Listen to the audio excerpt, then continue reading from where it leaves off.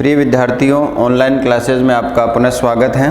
राजनीति विज्ञान बीए प्रथम वर्ष, और इसमें हम न्यायाधीश के बारे में, न्यायपालिका के बारे में चर्चा कर रहे थे।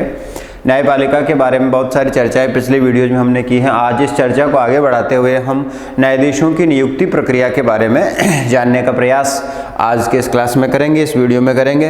न्यायाधीशों की नियुक्ति के बारे में पूरे विश्व स्तर पर कौन कौन सी प्रणालियाँ प्रचलित हैं या कौन कौन सी पद्धतियों से न्यायाधीश ने जो न्यायपालिका के सदस्य होते हैं उनका जो है नियुक्ति किस प्रकार से की जाती है, इस बात को लेकर कौन कौन सी मुख्य प्रणालियाँ विश्व में मौजूद हैं, उसकी चर्चा आज हम यहाँ पर करेंगे। तो इस कड़ी में जनता द्वारा निर्वाचन या जनता द्वारा नियुक्ति, ये न्यायाधीशों के जो है नियुक्ति का एक बहुत ही चर्चित तरीका कई सारे देशों में पाया जाता है।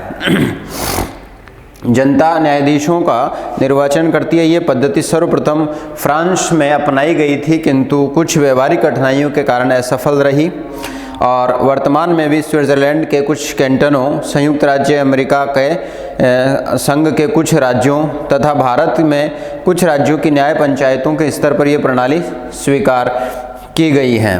तो जनता द्वारा सीधे न्यायाधीशों की नियुक्ति की जो प्रणाली है वो हालांकि पूरे व्यापक स्तर पर तो नहीं है, लेकिन एक प्रणाली के रूप में जो है विश्व के कुछ हिस्सों में अपनाया जाता है।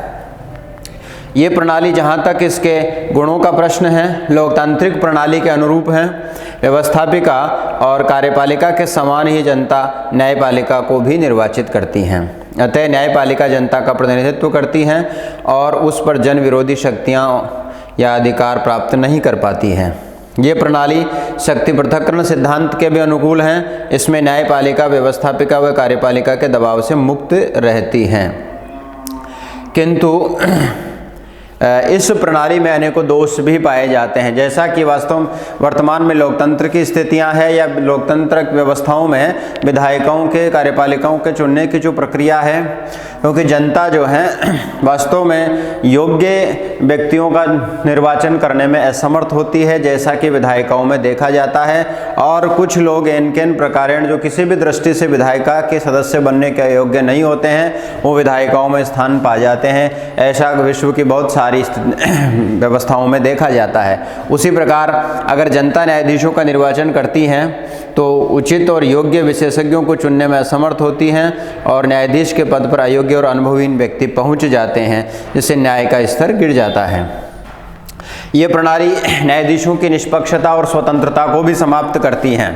न्यायाधीशों की निष्पक्षता और स्वतंत्रता को भी समाप्त करती है, क्योंकि इसके द्वारा जो व्यक्ति न्यायाधीश के पद पर चुना जाता है वह उसके दबाव से मुक्त नहीं हो पाता है, और उसे अगर पुनर्निर्वाचन की आवश्यकता महसूस होती है तो उसे अनुचित आचरण भी न्यायाधीश कर सकते हैं, या न्याय प्रणाली में भ्रष्टाचार की चेष्टा भी हो सकती है, जिससे कि बहुमत प्रसन्न रहें।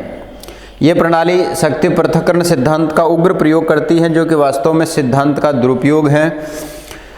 शक्ति पृथक्करण सिद्धांत का सदुपयोग इस बात में है कि शासन के तीनों अंग एक दूसरे की सीमाओं का आदर करते हुए एक दूसरे के कार्यों में सकारात्मक या रचनात्मक सहयोग करें, और न्यायपालिका के कुशल संचालन के लिए परम आवश्यक है कि न्यायाधीशों की नियुक्ति जनता द्वारा नहीं की जानी चाहिए। संयुक्त राज्य अमेरिका के संघीय न्यायपालिका के गठन में ये सावधानी रखी गई है, और वर्तमान काल में ये प्रणाली ज़्यादा लोकप्रिय भी नहीं है। अधिकांश विद्वान इसे निकृष्ट प्रणाली मानते हैं और इसे दोषपूर्ण प्रणाली भी करार दिया गया है।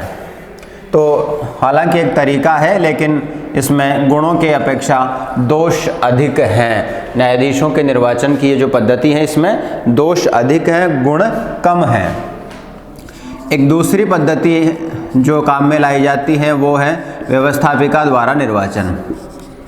व्यवस्थापिका द्वारा न्यायपालिका का न्यायाधीशों का निर्वाचन या नियुक्तियां जो की जाती हैं विधायी सदनों द्वारा।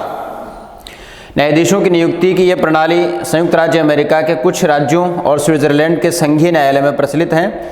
कहा जाता है कि ये लोकतंत्र के निकट हैं क्योंकि व्यवस्थापिका जनता की प्रतिनिधि होती हैं और इसके अतिरिक्त व्यवस्थापिका के सदस्य सामान्य जनता से अधिक योग्य होते हैं, अतः न्यायाधीश के लिए अधिक योग्य व्यक्तियों का चुनाव कर सकते हैं।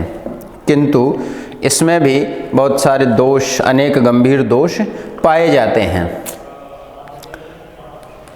सबसे पहला दोष ये माना जाता है कि ये मानना भ्रमपूर्ण है कि व्यवस्थापिका के सदस्य इतने योग्य और संयमी होते हैं कि वे प्रत्येक स्थिति में योग्य व्यक्तियों का ही निर्वाचन करेंगे। ऐसी अपेक्षा नहीं की जा सकती है कि हर स्थिति में व्यवस्थापिका द्वारा योग्यतम न्यायाधीशों की खोज कर ली जाएंगी, क्योंकि स्वयं व्यवस्थापिका और इसके सदस्य भी बहुत सारी दूषित प्रणालियों का प्रयोग करते हुए, दूषित आचरणों का प्रयोग करते हुए वहाँ तक पहुँचते हैं। तो उनसे ये निरपेक्ष आशा करना अनुचित है कि वह निरपेक्ष आधार पर योग्य और अनुभवी विधि विशेषज्ञ न्यायाधीशों का निर्वाचन करेंगे, उनकी नियुक्ति करेंगे, क्योंकि उनका स्वयं का आधार भी इतना निरपेक्ष रूप से जो है नहीं होता है और वह स्वयं कुत्सित प्रवृत्तियों का प्रयोग करते हुए वहाँ तक पहुँचते हैं। निर्वाचन जो होता है वो राजनीतिक दलों के आधार पर होता है और निर्वाचित न्यायाधीश राजनीतिक दलों के कुप्रभाव से मुक्त नहीं हो सकते हैं। और जो न्यायाधीश पुनर्निर्वाचित होना चाहते हैं वे व्यवस्थापिका के बहुमत दल को अनुचित प्रकार से प्रसन्न करने की कोशिश करते हैं, जिससे न्यायाधीशों की स्वतंत्रता और निष्पक्षता समाप्त होने लगती है। वह न्याय के प्रति अपनी निष्ठा न दोहरा करके वह बहुमत दल के प्रति अपनी निष्ठा जो है बनाए रखना चाहते हैं, क्योंकि उन्हें पुनर्निर्वाचित होने की अभिलिप्सा बनी रहती है। तो ऐसी स्थिति में न्याय का स्तर गिरने लगता है और न्यायपालिका का जो वास्तविक उद्देश्य है उसमें वह सफल नहीं हो पाता है। तो ये प्रणाली भी ज़्यादा उचित नहीं कही जाती है। और तीसरी और विश्व के अधिकांश व्यवस्थाओं में अपनाई जाने वाली प्रणाली जो है वो है कार्यपालिका द्वारा नियुक्ति। कार्यपालिका द्वारा निर्वाचन नियुक्ति जो न्यायाधीशों की जाती है, ये पूरे विश्व में एक लोकप्रिय प्रणाली वर्तमान समय में। न्यायाधीश नियुक्ति की ये प्रणाली संयुक्त राज्य America, Britain, Bharat, Canada, Australia आदि देशों में प्रचलित हैं। और इस प्रणाली के अंतर्गत संयुक्त राज्य अमेरिका में राष्ट्रपति न्यायाधीशों की नियुक्ति करता है और सीनेट उस पर अपनी सहमति देती है। क्योंकि राष्ट्रपति सर्वोच्च कार्यपालक होता है तो उसके द्वारा कार्यपालक नियुक्ति का प्रावधान मान्य है। ब्रिटेन, भारत, कनाडा, ऑस्ट्रेलिया आदि संसदीय शासनों में न्यायाधीशों की नियुक्ति मंत्रिमंडल द्वारा की जाती हैं और इन नामों की घोषणा नाममात्र के कार्यपालक प्रधानों यथा ब्रिटेन में सम्राट और भारत में राष्ट्रपति के द्वारा की जाती है। नामों की घोषणा मात्र करती है नाममात्र की कार्यपालिका, वास्तविक रूप में मंत्री परिषद जो है इनकी नियुक्ति करता है। गवर्नर जनरल, राजा, राष्ट्रपति आदि द्वारा की जाती है। यद्यपि वर्तमान काल में ये प्रणाली सर्वाधिक लोकप्रिय है तो भी इसमें सबसे बड़ा गंभीर दोष है कि न्यायपालिका का प्रमुख कार्यपालिका के अत्याचारों से व्यक्तियों के अधिकारों का प्रमुख कार्य कार्यपालक के अत्याचारों से व्यक्ति के अधिकारों की सुरक्षा करना है। किंतु जब कार्यपालिका उन्हें नियुक्त करती है तो कार्यपालिका के प्रति अपनी सहानुभूति रख सकते हैं और ऐसी स्थिति में न्यायपालिका अपना गंभीर दायित्व निभाने में असमर्थ रह सकती है। वह स्वतंत्र और निष्पक्ष भी नहीं रहेगी। दुर्भाग्य से कुछ देशों में ऐसे उदाहरण भी मिलते हैं जबकि कार्यपालिका से सहानुभूति रखने वाले व्यक्तियों को न्यायाधीश के पवित्र पद पर नियुक्तियां की गई, किंतु ये बहुत ही कम अवसरों पर हुआ है और कुल मिलाकर ये पद्धति अच्छी सिद्ध हुई है। तो ये अनुचित नहीं होगा कि जनता या व्यवस्थापिका द्वारा न्यायाधीशों के निर्वाचन की तुलना में ये प्रणाली अधिक उपयुक्त हैं। इस प्रणाली को अधिक कुशल और निष्पक्ष बनाने के लिए लास्की ने एक मूल्यवान परामर्श दिया है कि कार्यपालिका द्वारा न्यायाधीशों की नियुक्ति उन्हीं नामों में से की जानी चाहिए जो भूतपूर्व न्यायाधीशों की समिति द्वारा सुझाए गए हों। इस स्थिति में अधिक योग्य और स्वतंत्र न्यायाधीशों की नियुक्ति की संभावना हो जाती है।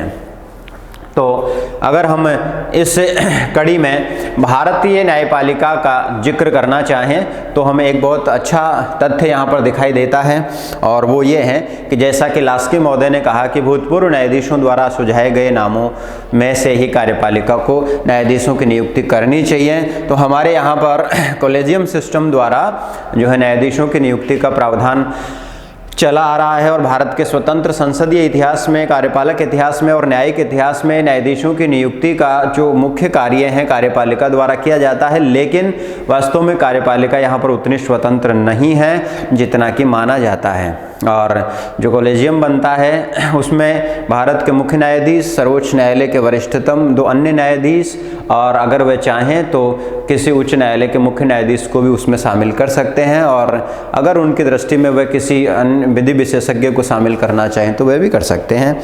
इन व्यक्तियों से मिलकर, यानी न्यायपालिका के व्यक्तियों से मिलकर जो समूह बनता है, जो कॉलेजियम बनता है, उसके द्वारा नियुक्त किए जाने वाले बेसिकली हाई कोर्ट्स और सुप्रीम कोर्ट के लिए जो न्यायाधीशों की नियुक्ति की जाती है, उस नियुक्ति के लिए न्यायाधीशों के नामों का एक पैनल तैयार किया जाता है, और वह पैनल कार्यपालिका को भेज दिया जाता है। भारत सरकार, विधि मंत्रालय, गृह मंत्रालय और फिर कैबिनेट जो है उनमें से कुछ नामों को न्यायाधीश नियुक्ति की जो है सिफारिश कर मान लेती है या उनको नियुक्त कर देती है। तो उससे बाहर के व्यक्तियों को चुनने का अधिकार कार्यपालिका को नहीं है। अर्थात न्यायाधीशों की नियुक्ति में जो एक्टिंग जजेज हैं उनके विचारों को ही प्रमुखता दी गई है, यानी न्यायपालिका के व्यक्तियों के विचारों के अनुसार ही भारत में न्यायाधीशों की नियुक्ति की जाती है, क्योंकि कॉलेजियम के अधिकांश सदस्य एक्टिव जजेज होते हैं और उसका अध्यक्ष जो होता है वो भारत के मुख्य न्यायाधीश होते हैं, और उनकी सिफारिश का जो पैनल जाता है भारत सरकार को, उनमें से कुछ नामों पर सरकार को स्वीकृति देनी पड़ती है। यही प्रक्रिया भारत में मान्य है। यद्यपि अधिकार कार्यपालिका का है, किंतु इसमें बहुत बड़ा और सारभूत जो हस्तक्षेप है वो न्यायपालिका के व्यक्तियों का ही होता है, और करीब करीब विश्व में ये प्रणाली ही जो है अधिक मान्य है। इसके बाद न्यायाधीशों का जो कार्यकाल, न्यायाधीशों का कार्यकाल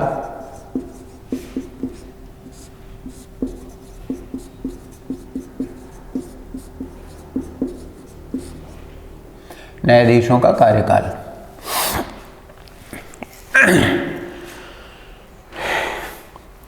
न्यायाधीश के कार्यकाल के बारे में 2 मुख्य व्यवस्थाएं करीब करीब पूरे विश्व में पाई जाती हैं। एक व्यवस्था तो ये है कि न्यायाधीशों की नियुक्ति एक निश्चित समय के लिए की जाती है और उसके बाद उन्हें पुनर्निर्वाचित या पुनर्नियुक्त किया जा सकता है। उदाहरण के लिए स्विट्जरलैंड में संघीय न्यायाधीशों का कार्यकाल 6 वर्ष है, उसके बाद पुनर्निर्वाचन संभव है। संयुक्त राज्य अमेरिका में राज्यों में न्यायाधीशों का कार्यकाल 2 वर्षों का होता है। अधिकांश राज्यों में पुनर्निर्वाचन संभव है। वर्तमान काल में ये अच्छी व्यवस्था नहीं मानी जाती है। सीमित कार्यकाल और पुनर्निर्वाचन व्यवस्था न्यायाधीशों को प्राय भ्रष्ट करती हैं और न्यायपालिका की स्वतंत्रता और निष्पक्षता को समाप्त करती हैं। न्यायाधीशों के संबंध में नियुक्ति कार्यकाल के संबंध में दूसरी व्यवस्था के अनुसार न्यायाधीश नियुक्त होने के पश्चात सदाचार पूर्ण जीवन व्यतीत करते हुए एक निश्चित आयु पर रिटायर होते हैं, और ये आयु प्राय 65 से 70 वर्ष तक विभिन्न देशों में पाई जाती है।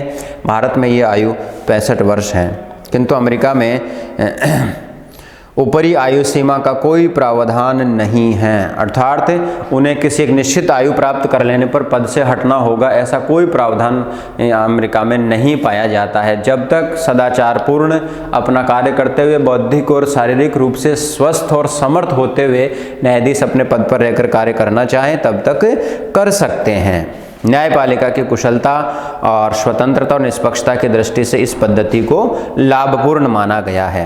यहाँ नियुक्ति यद्यपि लंबे समय के लिए होती है तो पुनर्निर्वाचन की भी आवश्यकता नहीं रह जाती है। इस स्थिति में न्यायाधीश किसी राजनीतिक दबाव के कारण भ्रष्ट नहीं होते हैं और उनकी स्वतंत्रता और निष्पक्षता भी बनी रहती है। तो कार्यकाल को लेकर के 2 व्यवस्थाएं पाई जाती हैं, एक सीमित कार्यकाल और पुनर्निर्वाचन की व्यवस्था, और दूसरा जो है वो एक निर्धारित आयु तक जो है कार्य करने की स्वतंत्रता, पद पर बने रहने की स्वतंत्रता, मुख्यतः 65 से 70 वर्ष तक, और कुछ राज्यों में, कुछ देशों में ऊपरी आयु सीमा का कोई प्रतिबंध नहीं होता है। जब तक शारीरिक और बौद्धिक रूप से सक्षम रहे, समर्थ रहे, सदाचारपूर्ण अपना कार्य करते रहें तो अपने पद पर बने रह सकते हैं। तो इस व्यवस्था को लाभपूर्ण माना गया है और करीब करीब बहुत सारे देशों में इस व्यवस्था को ही अपनाया गया है। जहाँ तक भारत का प्रश्न है, वहाँ न्यायालयों का स्त्रीकरण कर दिया गया है और स्त्रीकरण के अनुसार जो है वो अपना कार्य कर सकते हैं। पुनर्निर्वाचन की जो पात्रताएं हैं संविधान में वर्णित कर दी गई है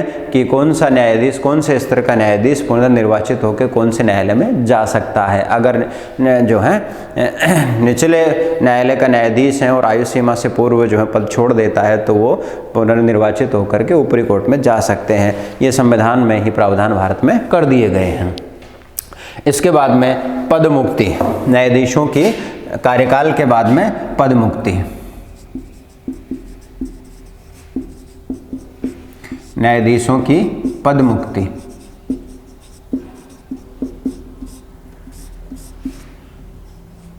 पद मुक्ति जिन राज्यों में न्यायाधीशों की नियुक्ति जनता द्वारा निर्वाचन से की जाती है, उन राज्यों में जनता मतदान द्वारा न्यायाधीशों को पदमुक्त भी कर सकती हैं। जनता द्वारा न्यायाधीशों को पद से हटाने की प्रणाली की आलोचना की जाती है, क्योंकि न्यायाधीश पदमुक्ति के भय के कारण राजनीतिक दृष्टि से न्याय करते हैं ताकि जनता उनसे प्रसन्न रहे। किंतु अधिकांश राज्यों में निम्न न्यायालयों के न्यायाधीशों के सदाचार से गिरने पर उनके खिलाफ सर्वोच्च न्यायालयों में मुकदमा चलाया जाता है और प्राप्त निर्णय के अनुसार कार्रवाई की जाती है। किंतु उच्च और सर्वोच्च न्यायालयों में जो कार्यरत न्यायाधीश हैं, उनके सदाचार से गिरने पर उनके खिलाफ व्यवस्थापिका में महाभियोग की कार्यवाही की जाती हैं। और वर्तमान में न्यायाधीशों की पदमुक्ति के बारे में इस द्वितीय प्रणाली को ही उत्तम माना गया है, अर्थात विधायिका द्वारा, व्यवस्थापिका द्वारा महाभियोग की कार्रवाई करना। और भारत में भी न्यायाधीशों को पदमुक्त करने के लिए इसी प्रक्रिया को मान्यता प्राप्त है। महाभियोग की कार्रवाई से ही उच्चतर न्यायपालिका के न्यायाधीशों को पदमुक्त किया जा सकता है उनके कार्यकाल से पूर्व।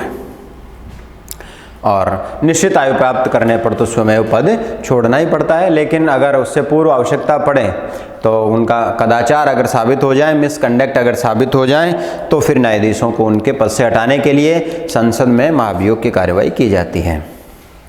महाभियोग की कार्रवाई के लिए 2/3 मतों की ज़रूरत होती है, तो उम्मीद की जाती है कि मात्र राजनीतिक आधार पर किसी न्यायाधीश के विरुद्ध कोई कार्रवाई नहीं की जाएंगी और वह सफल भी नहीं होती हैं। पदमुक्ति की यह प्रणाली न्यायाधीशों के पद को पर्याप्त स्वतंत्रता प्रदान करती है, सुरक्षा प्रदान करती है और इस प्रकार उन्हें अधिक स्वतंत्र और निष्पक्ष होने का अवसर देती हैं। तो इस प्रकार जो है न्यायपालिका के जो सदस्य हैं उनकी नियुक्ति की प्रणाली और उसके बाद में उनको पद मुक्ति की प्रणाली, कार्यकाल के बारे में अब एक और इसमें हमें चर्चा करनी है और वो है न्यायपालिका की स्वतंत्रता, जिसकी चर्चा हम नेक्स्ट वीडियो में करेंगे।